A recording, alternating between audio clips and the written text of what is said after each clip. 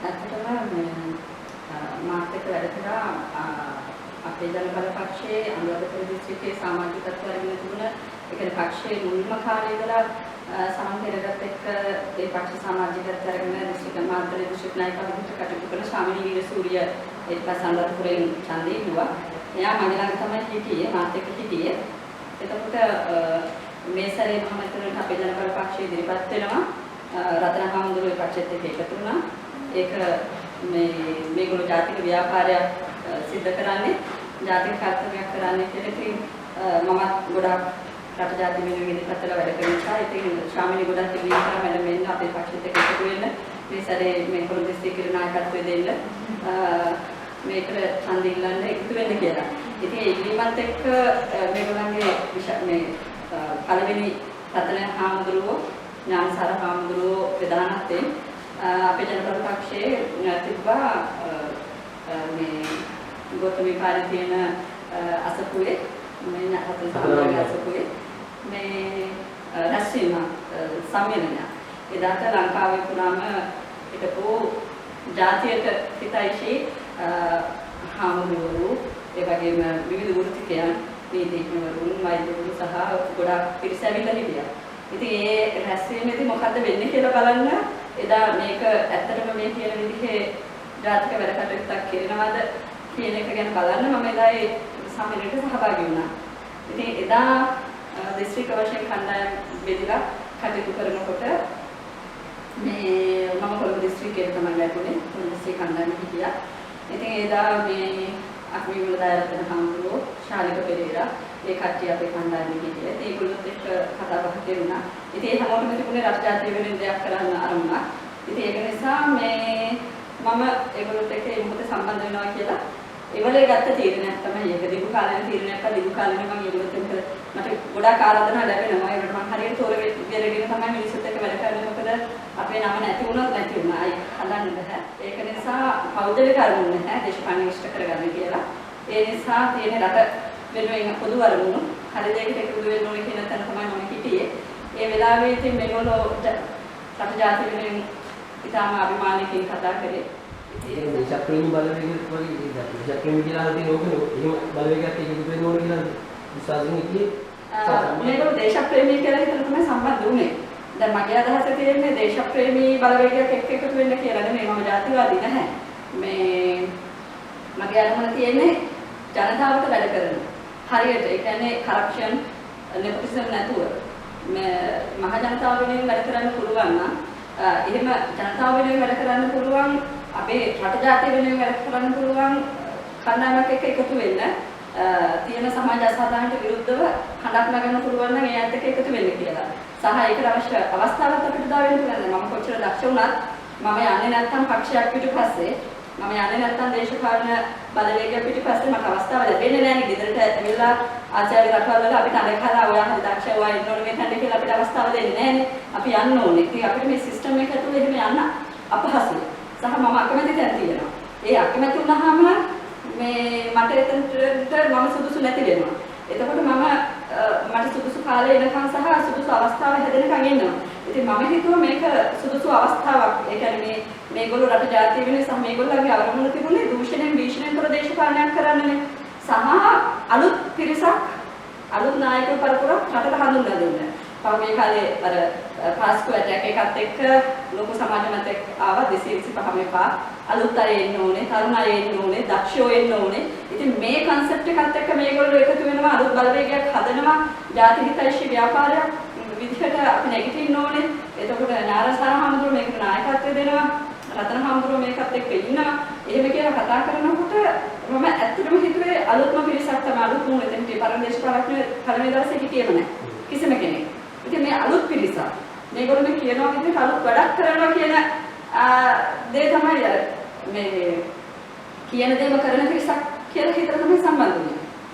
දැන් ප්‍රකාශනය වෙන්නේ. ඔයාලා අලුත් වැඩක් කරයි රට ජාතිය වැඩක් කරයි කියලා ඉතින් සම්බන්ධ වෙනවා. ඊට පස්සේ අපි දකින්න ඔයා මේ අපි දැක්ක සමාජ මාධ්‍ය හරහා වීඩියෝ එකක් තමයි ඔයා මුලින්ම දැක්කේ කියන්නේ අපි පෞද්ගලිකව දැක්කේ. දැන් ඒ වෙලේද නම් අර දේශප්‍රේමයේ කොනහේ දේශප්‍රේමයේ ගැන තිබ්බ විශ්වාසනේ ඕගොල්ලන්ට සාමාන්‍ය මිනිස්සු හිතනකොට ඒගොල්ලොත් ඒ තල්ලු කරන්න පුළුවන් ද කියන තරමට විශ්වාස කඩාවැටෙනවා වගේ තමයි කතා කරන්නේ විශේෂයෙන් මේ නායක විචුණුවන්සලා ගැන මම සඳහන් කරන්නේ. මොකක්ද ඇත්තටම ඔය අපේ ජන බලවේග පක්ෂය ඇතුළේදී දැන් කියන්නේ මන්ත්‍රීකම හින්දා පටන් ගත්ත ප්‍රශ්නද නැත්නම් මේ ආරම්භයෙන්ම තිබ්බද මේ ප්‍රශ්නේ? නෑ මේක මේ හරියට කිව්වොත් එහෙම සංචය අලුත් තිබුණේ වෙන කුකුරක් වගේ. මේක ආරම්භයෙන්ම තිබුණා. ආරම්භයෙන්ම තිබුණා කියන්නේ අර හරියට කිව්වොත් එහෙම රත්තරන්ම ලොක් කියලා කියනවනේ අපි. ඒ වගේ දෙයක් තමයි සිද්ධ වුනේ. මොකද මේ ජාතික ව්‍යාපාරයක් කියලා මේක හැඳින්වුවාට මට ඇත්තටම මේක අනාවරණය කරන්න අවශ්‍ය රටේ මහජනතාව ඇත්ත දැනගන්න ඕනේ කියන විශ්වාසයේ මම ඉන්නවා. මොකද ජනතාවට ඇත්ත දැනගැනීමේ අයිතියක් තියෙනවා. ඒ වගේම දැන් අපේ පවුල්වලට පවා අපිට මේ ඇත්ත එක මොහොතකින් කියලා ඉවර කරන්න බැහැනේ. නමුත් අනපේක්ෂිත තමයි වීඩියෝ පටිය මේ සමාජ මාධ්‍යයේ සංසරණය වෙන්නේ. කවුරුත් මගේ අවසරය අරගෙන ඒක පරිගත කරෙත් නැහැ. සහ මම මාධ්‍යයට අදහස් ප්‍රකාශ කරේ නැහැ ඒකේ. ඒකද මම ඥානසාර හාමුදුරුවෝ අදහස් දැක්වුවා. ඒ සිද්ධ වෙච්ච දේ ගැන. ඒ වෙලාවේදී එකක් මම අවුරුදු 20ක් මාධ්‍ය ශ්‍රේෂ්ඨ විවිධ කටයුතු කරමින් මාධ්‍යයේ ඉන්න කෙනෙක් විදිහට මට බලාගෙන ඉන්න බෑ මේකේ සත්‍ය එළියට අනාවරණය නොවෙනකොට. ඥානසාර හාමුදුරුවෝ ඇත්තම කතාව දන්නේ නැහැ කියන එක තමයි මට හිතුනේ. ඒ ඇත්තම කතාව දන්නේ නැති නිසා එතන ඇවිල්ලා හිටිය ලංකාවේ අපේ ජනබල පක්ෂයට වැඩ කරපු දිස්ත්‍රික්ක බහුතරයක් දිස්ත්‍රික්කවල අපේක්ෂකයෝ ජනතාව දුරපළාත්වලින් පවා ඇවිල්ලා හිටියා. ඉතින් මට හිතුණා මේ මිනිස්සු ඇත්ත දැනගන්න ඕනේ. මේක ඇත්තටම ජාතික ව්‍යාපාරයක් නෙමෙයි කියන එක මිනිස්සු දැනගන්න ඕනේ. මොකද ජාතිය පාවල අම්මා තාත්තා පාවල දෙනවා මිනිස්සු. ආගම පාවල දෙනවා. හැබැයි ජාතිය පාවල දෙනවා කියන එක භයානක අපරාධයක්. ඉතින් ඒ ජාතිය පාවල දෙන තැන මමත් ඒකට හවුල්කාරයෙක් වෙලා දැන් අපි නීතිය කියනවනේ අපරාධයක් වෙන එක වැලක් නොවලක්වා සිටීමත් අපරාධයක්. එතකොට මම අපරාධයක් වෙන තැනක ඉඳලා ජාතියට අපරාධයක් වෙන තැනක ඉඳලා ඒ අපරාධය මට වළක්ව ගන්නත් බැරි වෙලා හැබැයි ඒක තවත් මම වසන් කරගෙන ඉන්නවා.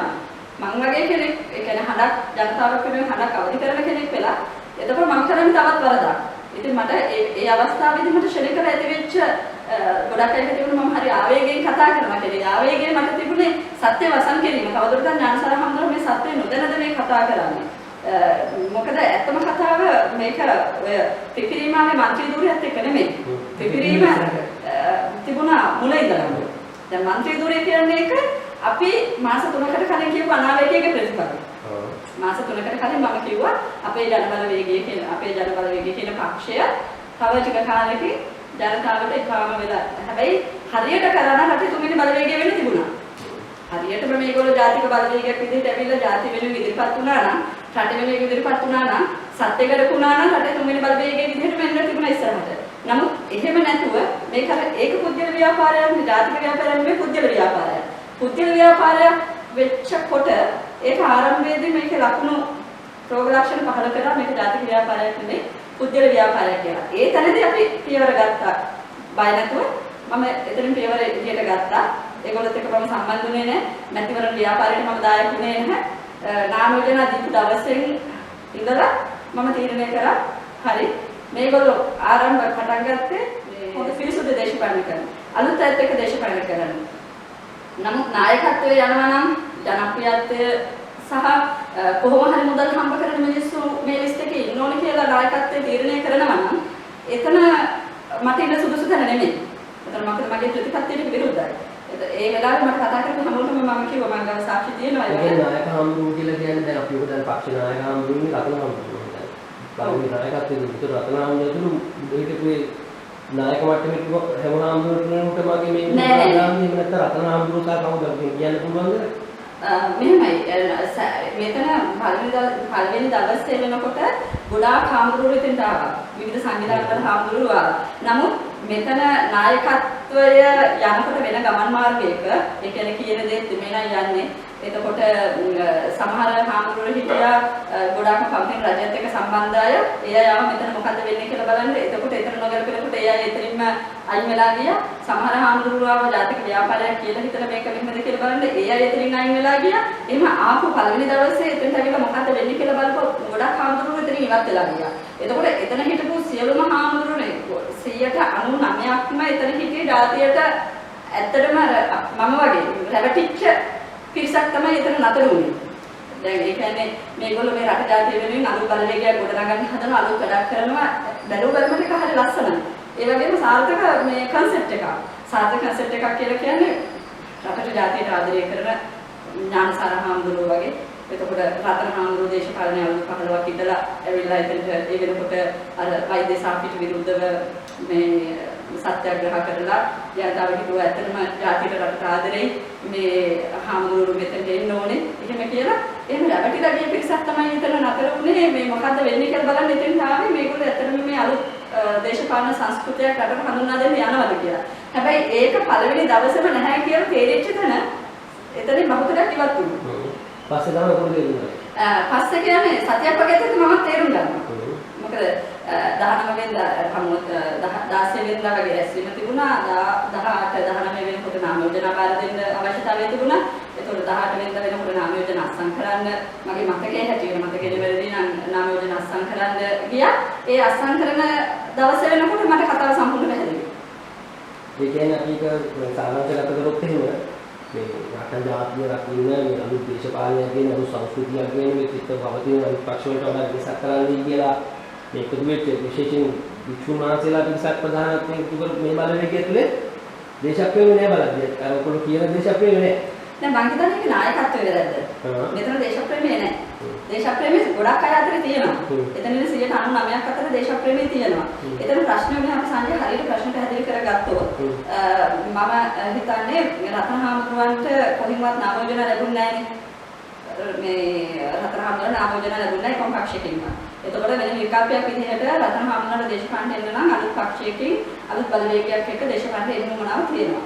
එතකොට මේ මහමෙතනට ඉදිරිපත් වෙන්න. ඒ අවස්ථාවේදී තමයි සමන් පෙරේරාගේ අපේ ජනබලවේගයේ පක්ෂය එකතු කරගෙන මේ ඒ පක්ෂෙත් එක්ක සාකච්ඡා කරලා ඒකත් එක්ක මොයෝ එකක් අස්සම් කරලා ඒගොල්ලෝ එකඟතාවයකට ඇවිල්ලා මොකද අලුත් පක්ෂයක් පිටුල දේශපාලනේ ඡන්දිලන රතන හාමුදුරුවන්ට අවස්ථාව ලැබෙන නිසා තමයි රතන හාමුදුරුවෝ ඥානසාර හාමුදුරුවෝත් එක්ක කතා කරගෙන මේ අනිත් හාමුදුරුවන්ටත් මේක එදා තමයි මම හිතන්නේ 16 වෙනිදා වගේ දවසක මතක හැටියට දිනේ හරියට මතක නැන්නට මේක සමාජගත කරලා මාධ්‍යයෙන් ඉදිරියට දීලා අපි මේකට නායකත්වය දෙනවා අපිත් එක්ක එකතු වෙලා පත්තරේ ඇඩ්වර්ටයිස්මන්ට් දැම්මනේ මේ අපේක්ෂකත්වය දිනුම් කරන්න අපේක්ෂකයෝ නව අපේක්ෂකයෝ අවශ්‍යයි රටට එහෙම කියලා. එතකොට මේක අලුත්ම වැඩක් විදිහට මේක පටන් ගත්තට මම ඒකයි කියන්නේ මේක ඇත්තටම රතන හාමුදුරන්ට නාම යෝජනා වෙන පක්ෂකින් හම්බුණා නම් මේ ප්‍රශ්නේ නැහැ. ඒ කියන්නේ රතන හාමුදුරුවන්ට ශ්‍රී ලංකා නිදහස් පක්ෂයෙන් හරි පොකුට්ටුවෙන් හරි නාම යෝජනා මේ සමිතිජන බලවේගයෙන් හරි කොහෙන් හරි එක්සත් ජාතික පක්ෂයෙන් හරි නාම යෝජනා හම්බ වෙලා රතන හාමුදුරුවෝ වෙනම දේශපාලන තන්ත්‍ර කරා නම් අපේ ජන බලවේගයේ පක්ෂයක් එක්ක රතන හාමුදුරුවෝ එකතු වෙන්නේ නැහැ. නාම යෝජනා හම්බ වෙච්ච නැති නිසානේ මේ රතන හාමුදුරුවෝ මේකට නායකත්වය දීලා ගන්නෙ. අපි නෑ ඒ කාරණේ කියන්නේ ඒ කාරණේ එදත් කිව්වා නම් හම්බුනේ නැහැ නාම යෝජනා ඒක නිසා අපිට වෙනවා ඉන්න විකල්පයක් එක්ක යන්න ඒ කතාවේදී කිව්වා ඒක මාධ්‍යෙත් ඇති මේ ඉතින් ඒකත් එක්ක තමයි රතන හාමුදුරුවෝ මේ බලවේගය ගොඩනගන්නේ. එතකොට හැබැයි ඒක ආරම්භයේම පෞද්ගලික අරමුණක් වෙනුවෙන් ආරම්භයක් නේ. ජාතිකත්ව වෙනුවෙන් ආරම්භයක් නෙමෙයිනේ. මොකද රතන හාමුදුරන්ගේ වෙන පක්ෂයකින් නාම යෝජනා නොලැබුණ නිසා මේ බලවේගය ගොඩනැගෙනවා. හැබැයි මේ බලවේගය වටා ගොඩනැගෙච්ච පිරිස අර කාරණේ දැන් රතන හාමුදුරන්ගේ අවශ්‍යතාවයට මේක උනා කියන එක දැක්කේ නෑ. ඒක ඒගොල්ලෝ හිතුවේ අපිට මේක හොඳ අවස්ථාවක් රටේ වැඩක් කරන්න. ජාතික වැඩක් කරන්න. මේක ජාතික බලවේගයක් වෙයි කියලා තමයි පිරිස එකතු වුනේ. ඒක අර මේ රැවටීමකට මිනිස්සු ලක් වුණා. දැන් අපි රට ජාතියේ දැන් මේ විලාමයේ දැන් මේ සංවාදයේ ඇතුලේ ඒක විශ්වාස කරන ඒ පිරිස අහු වෙලා තියෙනවා රත්න හාමුදුරන් ගැටේකට වගේ. අනිවාර්යයෙන් දේශපාලන ව්‍යාපෘතිය ඇතුළට මේ කට්ටිය ඔක්කොම ඒ දේශපාලන ව්‍යාපෘතිය ඇතුළට අපි සියලු දෙනාම හසු වුණා කියන එක තමයි අකමැත්ත වුණත් මම ඇතුළුව සමස්තයම හසු වුණා කියන එක තමයි කියන්නේ. ඔව් දැන් මම හිතුවේ ඔයාගේ අත්දැකීම කොහොමද ඒක ඇතුළේ වැඩ කරන්නේ දැන් ඔයගොල්ලෝ ප්‍රමාණ කාලයක් හිටියේද? ඔව්. ඔයාම අපි තිබුණේ ඔය නාම යෝජනා අත්සන් කරනවා. ඔව් මම දැන් ඒක කොහොමද ඒ කාලේ කොහොමද අත්දැකීම තිබුණේ? ඒ කාලේ පිළිකුල් සහගත වෙච්ච නිසා තමයි නාම යෝජනා අත්සන් කරන මොහොතේම නාම යෝජනා නාමාවලිය එළියට ඇවිල්ලා AG ඔෆිස් එකෙන් නාම යෝජනා මේ නාමාවලිය එළියට එනකොට ඒ නාම යෝජනා ප්‍රතික්ෂේප වීම දකින්නකොට මම තීරණය කරා මම නැවත මම මේගොල්ලොත් එක්ක දේශපාලන වේදිකාවේ හිටගන්නේ නැහැ. නාම යෝජනා ප්‍රතික්ෂේප වුණත් නාම යෝජනා තිබුණා මම එදා අත්සන් කරපු දවසේම සිද්ධ වෙච්ච සිදුවීම නිසා උනේ නැහැ. දැන් අපි පළවෙනි දවසේ නාම යෝජනා අත්සන් කරනකොට හිටපු ජීවන කුමාරතුංග හිටපු අමාත්‍යවරයා ගාමිණී තිලකරත්න මන්ත්‍රීතුමා මම ඇතුළු මේ ශ්‍රී ලංකා සෝලංගාරච්චි ඇවිල්ලා නාමජන කලින් දවසේ අපේ ගරුවක් විමන දායරතන හම් තමයි නාමජන පිළිවෙන්නේ. සම්පූර්ණ ශාලාවක 40ක් විතර පිරිස හිටියා, මාන්දෙන් හිටියා, අපේ කැමරා ශිප්ටින් හිටියා. ඒ ඔක්කොමත් එක්ක අපි ප්‍රසිද්ධියේ ලියනකොට අපි විමන දායරතන හම්දුර හරි පිළිවෙලට ලියලා ගම්පහ තනකලා ශ්‍රීකාන්ත් කියලා නීතිඥවරයෙක් ඔහු තමයි ඔක්කොම අපේ අස්සන් සහතික කරලා පිරිමි 21ක් එතකොට අපේ මේ හාමුදුරුවෝ ත්‍රිපියා ප්‍රසිද්ධ හාමුදුරුවෝ පස් හය දෙනෙක් හිටියා ලිස්ට් එකේ. ඉතින් ඒ ඉන්නකොට පිරිමි 21කට එකම කාන්තානියෝජනය මම වෙලා හිටියේ. එතකොට මේ මම නැගෙනහිර කොළඹින් තමයි තරම් කරන්න තාගෙන හිටියේ. ඒ 22 දෙනාම අත්සන් කරලා නාම යෝජනා පත්‍රය සම්පූර්ණ ඉවර කරලා නීතිඥ සම්පූර්ණ කරලා අපේ දායරතන හාමුදුරුවෝ තමයි කොළඹ දිස්ත්‍රික්කයේ නායකත්වය දෙන්නේ. ඒකට උන්වහන්සේගේ විහාරස්ථානයෙන් තමයි නාම යෝජනා පත්‍රය ඉදාලා තියෙන්නේ. එතකොට මට ඒකේ ශාලික පෙරේරා තමයි කොළඹ දිස්ත්‍රික් සංවිධායක හිටියේ. ශාලික පෙරේරා කියන්නේ දේශපාලන වශයෙන් ගොඩාක් මේ පරිණත කෙනෙක්. දේශපාලනය ගොඩක් කරන කෙනෙක්. එයා හොඳට දන්න කෙනෙක් නැතිව කටයුතු. ඉතින් ඒගොල්ලෝ ඒක හරියට සම්පූර්ණව නිම කරලා තිබුණා. පහවදා අපිට කිව්වා කෙලින්ම මැතිවරණ කොමසාරිස් කාර්යාලයට 9 විතර වෙනකොට එන්න ආමන්ත්‍රණ පත්‍රය අපි බාර දෙනවා. මට පහවදා උදේම කෝල් එකක් එනවා. කියනවා මැතිවරණ කොමසාරිස් කාර්යාලයට යන්න එපා. එන්න මේ නැවතත් සඳහන් සෙවලට රතන හාමුදුරන්ගේ අසපුවට මේ ආපහු වස්සනක් ගන්න තියෙනවා කියලා විතරයි තිබුණේ. ඊට පස්සේ උදේ මම ගියා. එතන ගිහිල්ලා පැය දෙකක් විතර එළිය වාඩි වෙලා හිටියා. ඒ වෙච්ච සිද්ධිය තමයි මම එදා පැහැදිලි කරනකොට ඥානසාර හාමුදුරුවෝ ඥානසාර හාමුදුරුවෝ එදා හිටියේ නෑ. මේ රතන හාමුදුරුවෝ එදා හිටියෙත් නෑ පන්සලේ. මේ ගම්පහ දිස්ත්‍රික්කයට යනවා කියලා උදේ කියලා ගියා අපිට. එතකොට අපි එළිය වාඩි වෙලා හිටියා. එතකොට වෛද්‍ය සාරංග ඇවිල්ලා අපේ නම් කියලා අපේ අයිඩි සාරංග කොළඹ දිස්ත්‍රික්කයෙන් මේ ඩිස්ට්‍රික්ට් එකට නම් දාන්නේ. එතකොට සාරංග තමයි රතන හාමුදුරුවෝ එක්ක ඉඳලා සමීපව රතන හාමුදුරුවෝ සියලුම වැඩ කටයුතු බලන්න පවරව තිබුණේ වෛද්‍ය සාරංගට. ඉතින් සාරංග තමයි ඇවිල්ලා අයිඩෙන්ටි කාඩ් එක මගේ උන් තමයි කියලා. වෛද්‍ය සාරංග අහපරු. ඔව් සාරංග අහපරු. මේ ඉතින් එයා මගේ ID එකත් කෞශල ID එක දෙන්න කියලා අරගෙන ගියා ඒකට. ඉතින් අපි දන්නේ කලින් දවසේ ට්‍රාන්ස්පරන්ට්. ඒ කියන්නේ විවිධ භාවයක් තිබුණා. අපි දන්නා ලිස්ට් එකේ හිටපු 22 දෙනාම දන්නවා. ලිස්ට් එකට නම් නොදාපු අයත් දන්නවා. හැබැයි දෙවෙනි දවසේ වෙනදී කුමන්ත්‍රණ. කාමරයක් ඇතුළේ දෙයක් සිද්ධ වෙනවා. අපි IDs අරගෙන යනවා. අපි දන්නේ මොකද්ද වෙන්නේ කියලා. ජාතික සටනක අරගෙන ගිය වෛද්‍ය සාරංග. මගේ එක මගේ අතින්ම ඇවිල්ලා අරගෙන ගිය වෛද්‍ය සාරංග. ඒක රික්මන්ඩ් ID එක දෙන්නේ. ඒගොල්ලෝ නම් හරි කලබලයක් තිබුණා. දැන් 11 12ට කලින් නාමෝජන බාර දෙන්න ඕන වෙලාවක. එතකොට අරගෙන ගිහලා පස්සේ ආයෙ වෙලා ID එක මගේ අතට දුන්නේ වෛද්‍ය සාරංග. දීලා ඊට පස්සේ අස්සම් කරගෙන ඉන්න කියලා කතා කරා.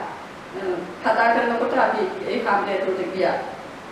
අස්සම් කරන්න ඒ යනකොට මේ සෝලංගාරච්චි තමයි ඒ කාමරේ අධිපතිත්වය අරන් හිටියේ. ඒකෙදි තමයි මම කියන අපේ දායරතන හාමුදුරුවෝ කලින් දවසේ ඒක සියලුම බාහිර වැඩ කටයුතු කරපු හාමුදුරුවෝ අධ්‍යක්ෂ කරගෙන නිකන් හිටනවා. මොකද හාමුදුරුවෝ ඇත්තට මට හිතුනේ ඒකේ අසරණයි. මොකද මේ වෙනකොට තත්ත්වය තේරුණාට දැන් පරක්කු වැඩි.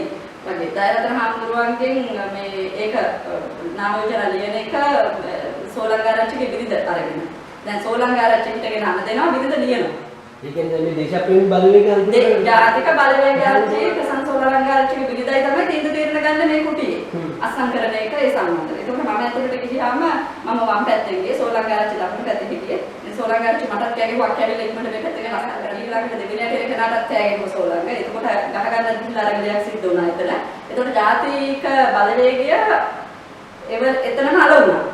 ඒකෝට ඒක ජාතික බලවේගය නෙමෙයිනේ. දැන් මේ ලිස්ට් එකේ ඉන්නේ නම් කවුද කියලා අපි දන්නේ නැහැ.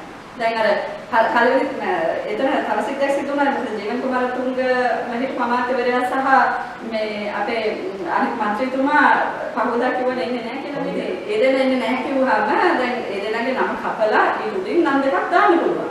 අලුතෙන් ලියන අවශ්‍යතාවයක් නැහැ. කාලෙකුත් නැහැ. ඒකදී දැන් නාම යෝජනා දැන් මේ මදුනේ පිරෙන්නේ මදු කුරුලේ ඉවර වෙලා දැන් සෝලංග කිව්ව කලබලෙන් හගාලා මේ කට්ටිය අස්සම් කරලා ඉවර වෙලා මේක කරලා ඉක්මනට මේක වාහනේ දාලා මේ ආරක්ෂාවත් එක්ක ගෙනියන්න කියලා. ඒ වෙලාවේ අපිට වෙදි තියලා ඔක ගන්න මේ අපි කවුරුත් මිනිස්සු දන්නේ නැහැනේ මේ මේක මේ එතන මේ තරගයක් නෑනේ.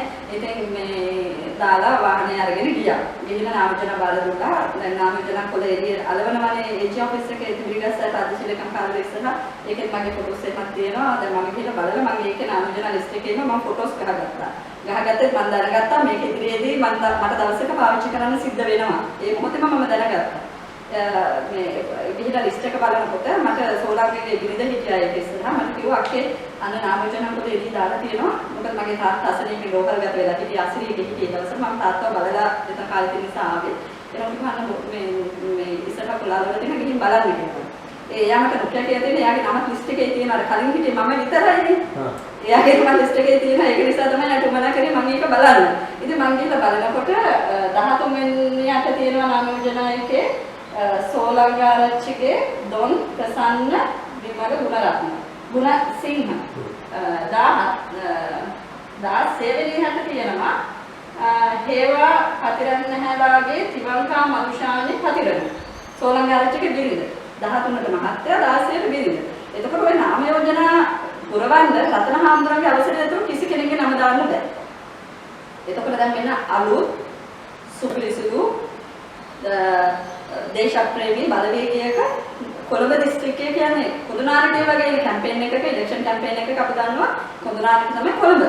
ඒතර කොළඹ දිස්ත්‍රික්කේ නාම යෝජනා පත්‍රය පිරවෙලා ඉන්න ඔය විදිහට. එතෙන්දි මම තීරණය කළා මම මේ ව්‍යාපාරයත් එක්ක හිටගන්නේ නැහැ. මේක බොරුවක්. මොකද ජනතාවට ඇත්ත කියන අපි කොන්දක් තියාගෙන මම එතන කතා කරපුවා මම වෛද්‍ය සාරංගට මට කතා කරපු අක්නිමන දයාරතන හාමුදුරුවන්ට ශාලිකට ඔක්කොටම මම කිව්වා මට රෙද්දක් ඇඳගෙන ස්ටේජ් එකක නැගලා සෝරංගල යාළුවගේ බිරිඳලා ඔක්කොමත් එක්ක ජනතාවට ගිහිල්ලා කියන්න බෑ අපි මේ අලුත් මූණු අරගෙන මේ සුපිරිසුදු දේශ ප්‍රදූෂණයෙන් විශ්ලේෂණයෙන් තොර දේශපාලනයක් කරන්න ලැබිලා කියලා. විහිළුවක් නේ කතා කරන්න බෑනේ. එතනින් තමයි මම මගේ පියවර පස්සට ගන්නේ ආවේ. හැබැයි රත්න හාමුදුරුවෝ පළවෙනි දවසේ අපි නාමජන අස්සම් කරනකොට ඒ ශාලාවේදී කිව්වා මේ ගොඩාක් එතන හිටිය 99%ක්ම විරුද්ධ වුණා සෝරංගගේ නම ලිස්ට් එකට දාන්න. එතකොට දෙවෙනි දවසේ දැන් බිරිඳගේ නමක් දාන්න කුමන්ත්‍රණය නිසා තමයි මිනිස්සු එළිය තියලා එයාගේ බිරිඳම නාම යෝජනා පිළිවෙන්නේ. එතකොට දැන් දායරතර හාමුදුරුවෝ පෙරෙන්නෙත් නැහැ, පුරවන්න දුන්නෙත් නැහැ, ශාලිකේ පුරවන්න දුන්නෙත් නැහැ. ඒතර හරිනත අත්දැකීම් තියෙන දේශපාලඥයෝනේ. ගරු කටයුතු මේ හාමුදුරුවෝනේ. දායරතර හාමුදුරුවෝ දේශපාලනික නායකත්වය දුන්න හාමුදුරුවෝනේ. එතකොට ඒක අරගෙන සෝලංගාරච්චියාගේ බිරිඳයි තමන්ගේ පාලනයට අරගෙන ඒකට සම්පූර්ණ බලතල මේ සහාය දක්වා වෛද්‍ය සාරංග බලහම් පෙළුම. ඉතින් ඒ ක්‍රියාවලිය අප්‍රසන්නයි. તો ජාතික සටන ජාතික ව්‍යාපාරයක් කියන්නේ එහෙම නෙමෙයි. අපි දන්නවා වික්ෂුන් වහන්සේලා ජාතික ව්‍යාපාර ජාතික සටන වල හිටියා. ජාතිය බේරගත්ත නිදහස් අරගෙන කරා. නමුත් මේක එහෙම ජාතික සටන නෙමෙයි. ඒක මම කියන්නේ ඒක පුතිර ව්‍යාපාරයක්. ඒ කියන්නේ මට හරියන දේ තමයි මේ ජාතික සටන මෙහෙවන්නේ පිටින් රට ජාතිය බේරගන්න නේ ඉක්මනේ දැන් කියන්නේ තර්ජනයක් තියෙනවා බටහිර විදේශ කුමන්ත්‍රණ තියෙනවා රට ඇතුලේ යන ජාතිකත්ව මේක මේ අලෝකයක් තියෙනවා ලංකාවේ මේ කුරුහරි අසරණයි යන සිලනිපේ අවලංගු වෙච්ච දේශපාලනඥයෝ ඒගොල්ලෝ නිදින් බෑවරු අර පරිදිච්ච අපේක්ෂකයෝ කීපදෙනෙක් ඉස්සරහා මෙදි කොහොමද නෝතල්ලේ ඔබ විශ්වාස කරනවද මේ දැන් මේ තියෙන සම්ප්‍රදායික ඔය ජාතික බලවේග දිනේකට පුළුවන් කියලා මේ රට ජාතිය ඇත්තට ප්‍රශ්නයක් ඔබ බේරගන්න බෑ මේක එකයි මම මේක ජාතික ව්‍යාපාරයක් නෙමෙයි දැන් මට ඕනේ මම ප්‍රශ්නේ මේකයි ජාතික ව්‍යාපාරය දැන් ඒකෙන් පිට යන්නේ ඒ කියන්නේ දැන් ඔයගොල්ලන්ට දේශපාලනේ ඒ නම මැදිහත් වෙච්ච දේශපාලනේ පිට වෙන තැනට වැඩි හැදෙන්නේ ඔය කියන අනිත් නායක ආණ්ඩුවගේ කට්ටියක් ඉන්නකොටනේ ඉතින් මේ කට්ටියට බැරි නම් තමන් මැදිහත් වෙච්ච ව්‍යාපාර වේරගන්න මේ දූෂිත දේශපාලනඥයෝ ඒකෝට පරාජිත දේශපාලනඥයෝ සම්පූර්ණ දේශපාලනඥයන්ගේ මම අහන්නේ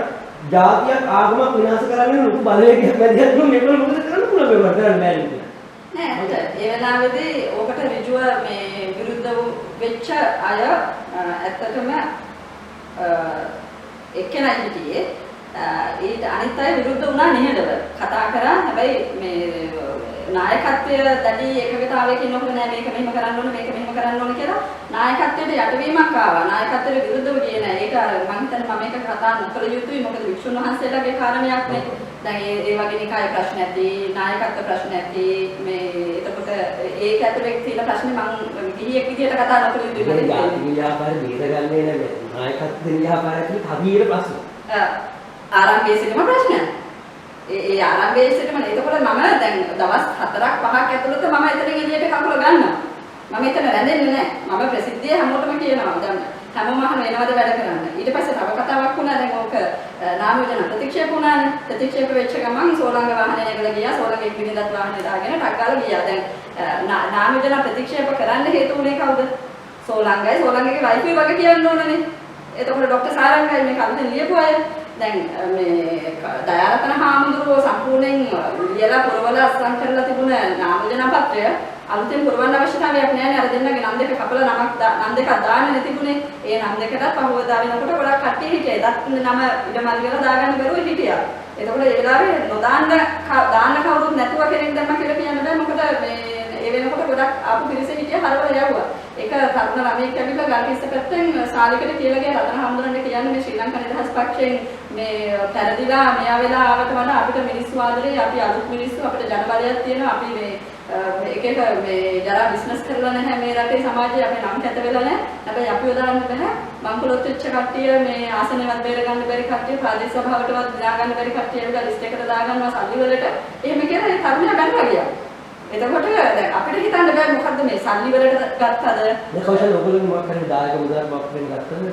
නෑ දායක මුදලක් ගත්තේ නෑ. හැබැයි පැහැදිලිවම මේ රත්න හාමුදුරුවෝ කිව්වා මේ කැම්පේන් එක විශාල මුදලක් යනවා. ඔයගොල්ලෝ එක්කෙනෙක් ලක්ෂ 10ක්වත් වේදන් කරන්න අවශ්‍යයි සල්ලි දැස්ති කරගන්නවා අහන තියන්න.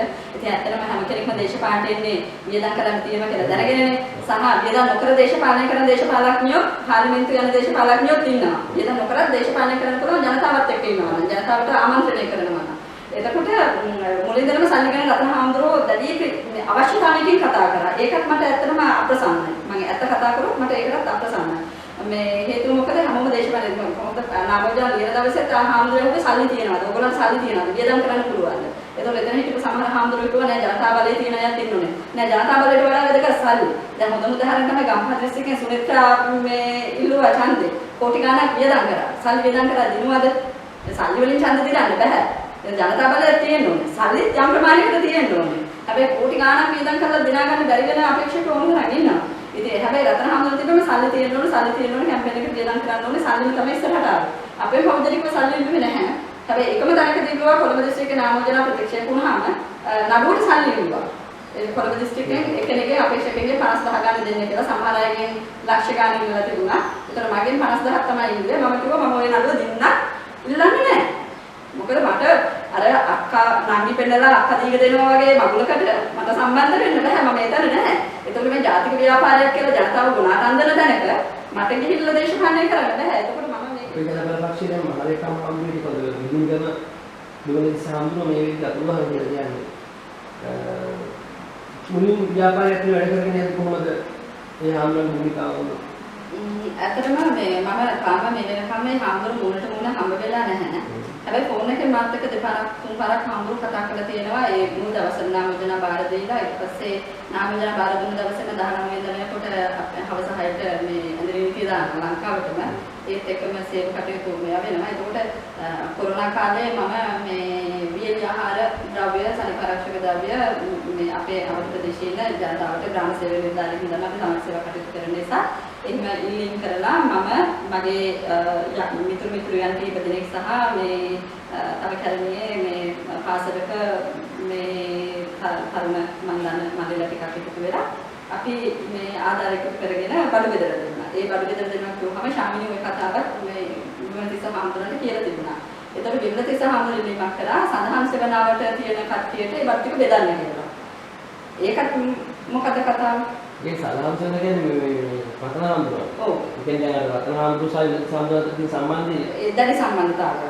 එතකොට මම කිව්වා හාමුදුරනේ මම මේ දේශපාලන වශයෙන් මේ බඩු බෙදන්නේ මම මොකද 2010 ඉඳලම කරගෙන එන වැඩක් අපි ලංකාව පුරාම ප්‍රශ්නයක් එච්ච වෙලාවකට මිනිස්සුන්ට සමාජයට වැඩ කරගෙන යනවා මට අසරණ වෙලා හිර වෙලා ඉන්නවා කෑම බීම නැහැ කියපු ඒ හැම කෙනෙක්ගේම තැන්වලට ගිහිල්ලා මම දවසේ රෑ 10 වෙනකම් බඩු බෙදුවා මම කිව්වා හාමුදුරනේ මට මේක මේ වෙන කෙනෙක්ගේ අවශ්‍යතාව දේශපාලන ගමනටකට සහයෝගය දක්වන්න නම් දෙන්න මට තනුරු දෙන්න දෙක කරන්න බෑ ඒ වගේ කතා කරන්න එපා මේ මම මේ බඩ ටික බෙදන්නේ දුප්පත් අත්‍යවශ්‍යම කන මොඩ නැතුව හිර වෙලා ඉන්න මිනිස්සුන්ට මට වෙනකොට ගොඩක් පණිවිඩ ආවා මේ ඒ අයට බෙදන්නේ මට ඒක කරන්න බෑ සඳහන් සේවනාවට කටයුතු බෙදන්න බෑ ඒක රතන හාමුදුරන්ගේ සම්බන්ධීකරණ නිලධාරීන්ට මනුසංක මේ ශාමිලට කතා කරලා කිව්වලු මේ මැඩම් කියන්නේ මේ සඳහන් සේවනාවට ගොඩක් මිනිස්සු ඉන්නවා ඉතින් ඒක රතන හාමුදුරුවෝ අවුරුදු 15 පාර්ලිමේන්තුවේ ඉඳලා හම්බ කරගත්ත විදිහට ඒතකොට උන්වහන්සේට පුළුවන්කම තියෙනවනේ මිනිස්සුන්ට කතා කරලා දාන දෙන්න කතා කරලා කී දෙනෙක් බඩු බෙදලා දාවට කිව්වනම් ඇයි මම අර දුප්පත් මිනිස්සුන්ට බෙදන්න බඩු ටික මට එතනක් පිළිකුලක් ඇති වුණේ මම බෙදන්න හදනකොට මට කතා කරලා කියන්නේ බඩු ටික ගෙනල්ලා සංහන්සවනවට බෙදන්න කියලා නේද විමලතිස්ස හාමුදුරුවෝ ඒ කතා කරනකොට ඒකත් හරි අප්‍රසන්නයි හාමුදුරුවෝ කෙනෙක් විදියට ඒතර හාමුදුරුවෝ අනුසාර හාමුදුරුවෝ කියන මේ රත්න විමලතිස්ස කුමන්ත්‍රණයක් ඒ සම්බන්ධය හරි දෙන්න කුමන්ත්‍රණය මම සම්බන්ධය හරි දෙන්න විදිහ සමීප සම්බන්ධයක් දෙන්න සමීප සම්බන්ධතාවය මුල ඉඳලා තිබුණා. ඒක නේ ලේකම්වරු දැන් මම ලේකම් කෙනෙක් කරගන්නේ මගේ සංවිධානයේක මට විශ්වාසවන්තම කෙනෙක් නේ. එතකොට විමලතිස්ස හාමුදුරුවෝ දුරකථනයෙන් මගෙන් ඉල්ලීම් කරනවා මේ මිස් මේ ඔයා ගිහිල්ලා මෙන්න මෙහෙම රත්න හාමුදුරුවන්ගෙන් පසල වටේ මේ සනන් සෙවල වටේට දුප්පත් මිනිස්සු වෙනවා. ඒගොල්ලන්ට ඔය බඩ ටික බෙදන්න. ඒක හොඳයිනේ. රත්න හාමුදුරුවන්ගේ හිත මට රත්න හාමුදුරුවන්ගේ හිත දිනා ගන්න අවශ්‍යතාවයක් නැහැ. දේශපාලනකමට මම දේශපාලනය කරන්න ආවේ මම හැමෝටම ගොට්ටල්ලගෙන ගිහිල්ලා දේශපාලනය කරනවා මම මීට කලින් පාර්ලිමේන්තුවට යන්න තිබුණා. මගේ එහෙම අරමුණක් නැහැ. මේක අර ජාතික ව්‍යාපාරයක් වශයෙන් එකට සිංහලයෝ ටික එකට ඇස්සලා රට වෙන විදිහට කරන්න අලුත් පිරිසක් ගොඩනගන්න හදනවා කියපු නිසා එකතු වුණා මිසක මේ දේශපාලන අරමුණකින් එකතු වෙච්ච ගමනක් නෙමෙයිනේ. මම ඒක ප්‍රතික්ෂේප කරා. මම ඒක මගේ අවශ්‍යතාවය විතරයි කරේ. එතකොට ඉතින් ඒක අර ඒ කාරණේ පැහැදිලි මේගොල්ලෝ සමීප සම්බන්ධතාවයක් තියෙනවා. ඒක විමර්ශන සම්බන්ධ නඩුවක් තියෙනවා කියන දන්නේ ඒක දන්නේ නැහැ. පන්සලේ ආරවුලක් වුණා කියන එක දන්නවා. ඒ වගේම මේ හාමුදුරුවෝ හැම වෙලේම අස්ගිරේ හාමුදුරුවෝ කියලානේ කතා කරන්නේ. එතකොට මේ දැන් මමත් දැනගෙන හිටියේ අස්ගිරේ හාමුදුරුවෝ කියලා. ඔය විමලතිස්ස කියන කැලේ ඇත්තටම මේ මාධ්‍යයෙන් එළියට ආවට පස්සේ තමයි හොඳට මම දන්නේ විමලතිස්ස හාමුදුරුවෝ කියලා. ඒගොල්ලෝ කියනවා අපි එහෙම ලොකු වැලීමක් කරේ නැහැ. අපි මේ අපි හාමුදුරුවෝ ගියා. අපි ඉතින් ඉල්ලා අපි ජාතික ව්‍යාපාරික තුන දැක්කා. සාරාම්දුරුත් මම දැක්කම අධ්‍යාපනයක කියනවා අපි සභාපතිතුමා කරන කවුද කියන කියන්නේ අපි එදා සැලකුවා අපි නේද සැලකුවේ ජාතික ව්‍යාපාරික. දැන් මේ ඇත්තටම ලොකු ජාතික දෙයක්. ජාති ආගම විරා ගැනීම වෙනුවෙන් එතකොට ඒ උන්නතිනේ දැන් අපේ දැන් ලෝක ඉතිහාසයේ වැඩිම ලේහෙල්ලා තියෙන ඕනින්න. ඒ ඉක්ම ලොකු එකක්. කියන්නේ ජීවිතේවත් නැති වෙන එක තියෙනවා. ඒ වගේ ලොකු බාරදුරයකට යද්දී මේ හරියට හොයලා බලන්න කියන්නේ. ඒක ගැන දැන් ඒගොල්ලන්ගේ මත ගැන මට කියන්න දැන් මම හිතන්නේ දැන් අපි උනත් ගියේ මාධ්‍යෙන් මේ රතනහාමුදුරුවෝ කතා කරලා අපි මේ ජාතිය වෙනුවෙන් ජාතික පරිවේගයක් ගොඩනගනවා අලුත් අය ඉන්න පත්‍රයේ මේ අබිරන් දැන්වීම මේ සම්පූර්ණ පිටුවලට දාලා ප්‍රචාරය දීලා කරනකොට ඒක පරිමේ සම්මේලනයට ගියාම අපි මේ අපිට අවස්ථාව හම්බුනේ අපිට ඒ වෙලාවේ මේ සිංහල ජනතාව සහ අපිට උද්දාමයක හිටියේ මොකද මේ අර පාස්කු ප්‍රහාරයත් එක්ක මේ වෙච්ච සිදුවීමත් එක්ක මේ අපි ජාතිය තව ශක්තිමත් වෙන්න ඕනේ කියන තැනක හිටිය හැමෝම. ඉතින් ඒ කාරණෙත් එක්ක තමයි දැන් රතනහාමුදුරුවෝ අර සාක්ෂි වෛද්‍ය සාක්ෂිට විරුද්ධව ගිහිල්ලා මේ උපවාස කරලා මේ වෙලා ඉතින් එනකොට ජනතාව හිතනවා මේ ජාතිය ගැන තමයි ජාතියට කැක්කුමෙන් තමයි කියලා. දැන් මේ කාටවත් හිතෙන්නේ නැහැ මේක මේ නංගි පෙන්නලා අක්කා දීක දෙනවා වගේ වැඩක් කියලා. ඉතින් ඒ නිසා ඒ වෙලාවේ දැන් පැහැදිලිව කිව්වා රතනහාමුදුරුවෝ MOU එකක් අපේ ජනබල පක්ෂයත් එක්ක ඇති කරගෙන සමන් පෙරේරත් එක්ක ඇති කරගෙන එකඟතාවයකින් තමයි මේක කරන්නේ. මේ ඡන්ද ඉල්ලන්න විතරයි ඒගොල්ලෝන්ට පක්ෂයක් නැති රතනහාමුදුරන්ට අපේ පක්ෂයක් තිබෙන්නේ නැති නිසා ඡන්ද ඉල්ලන්න අපේක්ෂකත්වයට ඉදිරිපත් වෙන විතරයි මේ පාවිච්චි කරන්නේ. එතකොට විමලතිස්ස හාමුදුරුවෝ තමයි ලේකම් හාමුදුරුවෝ. ඉතින් මේ බලතල ගැන ලොකුවට කවුරුත් කතා කරේ නැහැ. මොකද ඇත්තටම මේක ජාතිය ගැන කැක්කුමකින් කරනවා නම් ඔය එකක්වත් ප්‍රශ්න නෙමෙයිනේ. අපි උණුම් පරයක් තවකෙක් නැගිටින්න උත්සාහ කරන්නේ නැහැනේ. හැබැයි මේ අද වෙනකොට දැන් ඊයේ පෙරේදා වෙන නිවුස් එක වෙනකොට අපිට පැහැදිලි මේ ලංකාවේ පුරාම මේ පක්ෂ කට්ටිය එකිනෙකාට විරුද්ධව ගිහින් පොලිසියට පැමිණිලි දානවා. දැන් ජාතිය වෙනුවෙන් තව සිංහලෙන් නැගිටිනකොට අනිසිංහල සතුටු වෙන්න එපයි. හැබැයි මේ දිස්ත්‍රික්ක නායකත්වයටත් ගිහින් පැමිණිලි දානවා. එයාලා මේ නායකත්වය දරන්නේ මමයි නායකත්වය දරන්නේ. ඒතකොට මේක කොහොමද ජාතිය ගැන කරක්කම? ඒතකොට ජාතිය කියන නම සහ මේක ජාතික සටනක් කියන එක අයින් වෙන්න ඕනේ. මම කියන්නේ සිංහල ජාතිය තවදුරටත් මේ කණ්ඩායම් එකතු වෙලා ගොඩාක් අන්නන්න හොඳ නැහැ කියන මතය තමයි මම ඉන්නේ. මට ඒක තමයි මම මේ එදා වුණත් අර මම කතා කරේ මේක ජාතිය වෙනුවෙන් ගොඩනැගිච්ච ජාතික බලවේගයක් පාවලා දුන්නා කියනකොට මේක ජාතික බලවේගයක් කියන එක මොනින්දම සිද්ධ වුණේ නැහැ. එතකොට මේක ඒක පුදුල ව්‍යාපාරයක් විතරයි. ඒ ව්‍යාපාරෙට මම හිතන්නේ අපේ ඥානසාර හාමුදුරුවෝ මම ඇතුළු බහුතරය හසු වුණා. අපි ඉවත් වුණා. මේ ජනබල පක්ෂයේ මේ වෙනකොට മന്ത്രി සමන්ත ලැබිච්ච එකම മന്ത്രി ධූරයෙන් මරා ගන්න පටන් ගන්නවා. ඒක දැන් මේ පක්ෂයට ඡන්දෙ දුන්නා ඒ පක්ෂයට ඡන්දෙ දුන්නේ රට ජාති බේරගන්න කියලා. දැන් ඉන්නේ කෙනාට විරුද්ධව මේගොල්ලෝ මරා ගන්නවා. රට ජාති බේර ගන්න ගාපුවට മന്ത്രി ධූරයට පොරනවා. රටේ තව ගොඩාක් පස්සේ තියෙනවා. රටේ ගොඩාක් මේ ප්‍රශ්න ගැන නොකිය. ඒ ගැන කතා නොකර දැන් මේ කරුණ දෙක ගැන මොකද ඔයාගේ අදහස් මොකක්ද කියලා. ඇත්තටම මම අර නිතර රූපකව වගේ සංජය මේක රට ජාතිය වෙනුවෙන් කරා නම් මෙතන ප්‍රශ්නයක් ඇති වෙන්නේ නැහැ. ඒක මන්ත්‍රීතුරු වුණාට. මොකද රට ජාතිය වෙනුවෙන් කරපු සටනක ඒකේ ඒගොල්ලන්ගේ තේමා පාඨය උනේ අපේ මේ සංගරාජු මේ ලයිස්තුවෙන් පාර්ලිමේන්තුවට යවමු. එතකොට ඥානසාර හමුදුරන්ගේ පාර්ලිමේන්තුවට යවන තීරණය මත තමයි මේගොල්ලෝ කැම්පේන් එකක් කරගෙන ගියේ. එතකොට 67000ක් පිරිස ඡන්දය දෙන්නේ ඒ අපේක්ෂාවෙන්. එතකොට ඒක මේ ඉෂ්ට කරා නම් ප්‍රශ්නයක් මෙතන පැන නැගින්නේ නැහැනේ.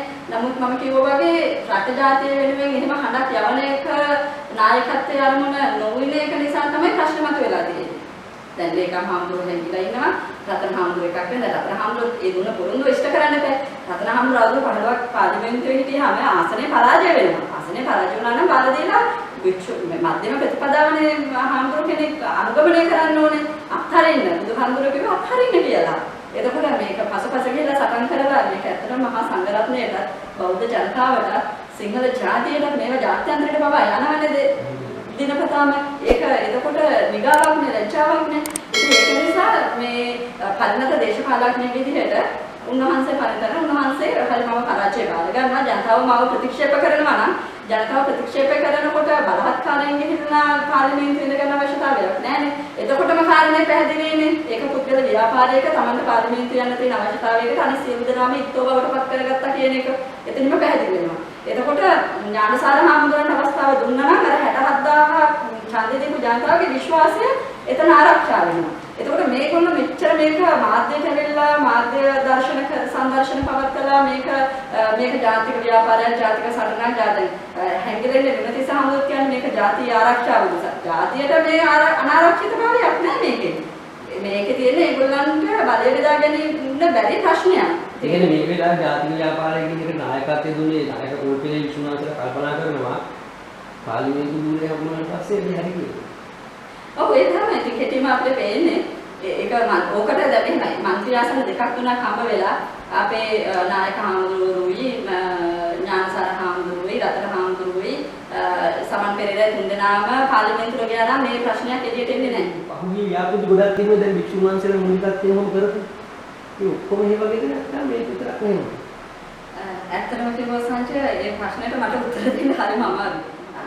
වික්ෂුන් වහන්සේලා ගත්තොත් එහෙම ඇතම් වික්ෂුන් වහන්සේලා ඉන්නවා බෞද්ධ බුද්ධ ශාසනය උපරිමයෙන්ම ආරක්ෂා කරන. දැන් අපි දැන් මම රටවටේම යනවානේ දේවල් වලට. ඒකට සමහර වික්ෂුන් වහන්සේලා ඉන්නවා ඉන්න නැතුව හරි පන්සලක් නැතුව කටුමැටි බිත්ති වලින් මේවා කරලා ඉබ්බෙදි වහගෙන මේ තමන්ගේ මේ බුද්ධ ශාසනය වෙනුවෙන් කටයුතු කරගෙන කැලෑවල වල වනගත වෙලා ධර්ම ජීවිතාවේ මේ ප්‍රදේශ ජනතාව ආරක්ෂා කරගෙන ඉන්න වික්ෂුන් වහන්සේලාත් ඉන්නවා.